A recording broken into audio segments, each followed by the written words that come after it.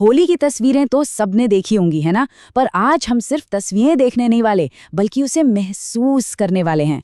चलिए, आपको सीधे नेपाल की गलियों में ले चलते हैं, जहां होली सिर्फ एक त्योहार नहीं, बल्कि कह सकते हैं एक जिंदा दिल, थोड़ा सा पागलपन भरा और एक ऐसा एक्सपीरियंस है जिसे आप कभी भूल नहीं पाएंगे। जरा सोचिए, आप नेपाल की किसी गली में हैं और चारों तरफ से बस एक ही आवाज गूंज रही है, होली होली होली। ये सिर्फ एक नारा नहीं है, ये एक तरह का मंत्र है जो हवा में एक अलग ही एनर्जी, एक अलग ही उत्साह भर देता है। समझ लीजिए, ये एक सिग्नल है कि जश्न अब शुरू हो चुका है। तो इन रंगों के पीछे की असली कहानी क्या है? मतलब ये सिर्फ रंग लगाना या पानी फेंकना तो है नहीं, इसके पीछे एक एहसास है, एक पूरा माहौल है। तो चलिए इस त्योहार की असली आत्मा को समझने की कोशिश करते हैं और जानते हैं कि नेपाल के लिए ये इतना खास क्यों है। जैसे ही आप गलियों में कदम रखते हैं ना, ऐसा लगता है जैसे आपके सारे सेंसेस एक साथ जाग गए हों। हर तरफ रंग उड़ रहे हैं, पानी है, म्यूजिक बज रहा है और लोगों की हंसी, एक बहुत ही खूबसूरत सा हंगामा है। और ये एक ऐसा हंगामा है जिसमें हर कोई खुशी खुशी शामिल होना चाहता है। और देखिए, इस जश्न की सबसे अच्छी बात यह है कि ये बहुत ही सिंपल चीज़ों से बना है।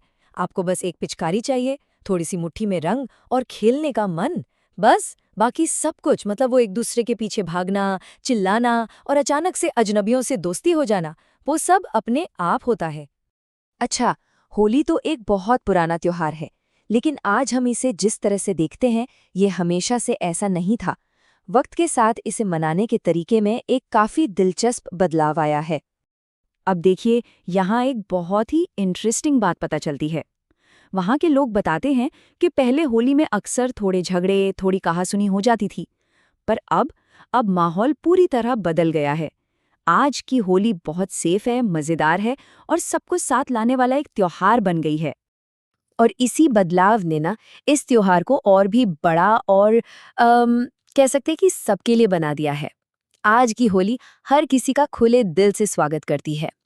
जी हाँ, ये जो एनर्जी है ना, अब ये सिर्फ लोकल लोगों तक ही सीमित नहीं रही, ये दुनिया भर से टूरिस्ट्स को अपनी तरफ खींच रही है। नेपाल की गलियां एक तरह से ग्लोबल स्टेज बन जाती हैं, जहां अलग-अलग देशों के लोग आकर एक ही रंग में रंग जाते हैं।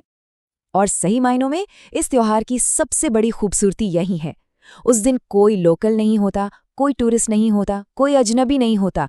हर कोई बस एक दोस्त होता है, जो रंगों और पानी की बौछारों के बीच एक जैसी खुशी महसूस कर रहा होता है। लेकिन रुकिए, मजा सिर्फ यहीं तक नहीं है।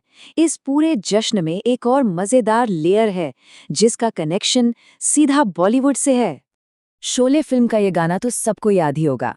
ये दोस्ती का एंथम बन चुका है।